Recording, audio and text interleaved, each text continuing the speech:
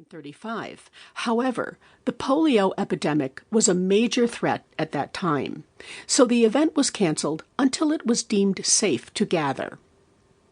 President Roosevelt himself, who suffered with polio, created the presidential proclamation that canceled the jamboree.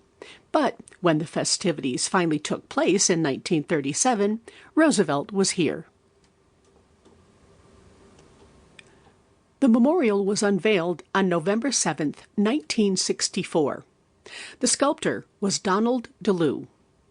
For those who have toured the Gettysburg battlefield, you may recall that Donald DeLue created the great Louisiana, Mississippi, and Soldiers and Sailors memorials along Confederate Avenue.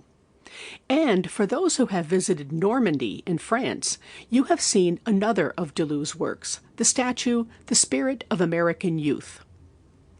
Back here on the Ellipse, the Boy Scout Memorial is comprised of 3 figures, 2 large neoclassical figures behind the more realistic Scout. The large figures are 12 feet tall and represent American ideals of manhood and womanhood. The female figure is holding a flame in her left hand, symbolizing the flame of the Holy Spirit.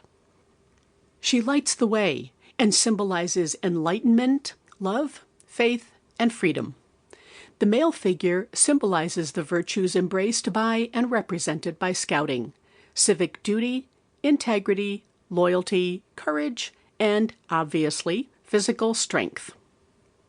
The Scout, hiking along, is looking to the future. He is rather small compared to the 2 imposing figures, but he stands tall and confident, certain of the path that he has chosen. He represents all of Scouting: Cub Scouts, Boy Scouts, and explorers. Some may find the mixture of the huge allegorical figures and the diminutive Scout rather unsettling. Indeed, there are some contradictions here that make this traditional yet non-traditional monument kind of confusing. Where the man and woman are lightly clothed in filmy, classical drapery, the Scout is in modern dress, in his full uniform. The figures may be inspiring the Scout to move into the future, but to some they seem to loom menacingly over the young boy. Even with that in mind, though, I invite you to look at this memorial as a work that celebrates Scouting and all of the positive aspects Scouting represents. And imagine that first jamboree with many thousands of attendees here on the Ellipse. The figures stand on a 5.5-foot base. On the front of that base or pedestal, we see the Boy Scout oath. Another element of this memorial is an oval pool. It'll be a pool if the National Park Service decides to turn on the water, which sometimes they do, and sometimes they don't.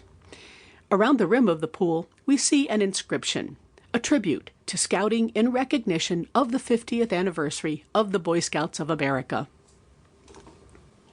At the unveiling in November of 1964, the monument was presented by 3 Scouts from the D.C. area. Also present to accept the memorial on behalf of the American people was Tom Clark, Associate Justice of the Supreme Court, who noted that he was also celebrating an anniversary.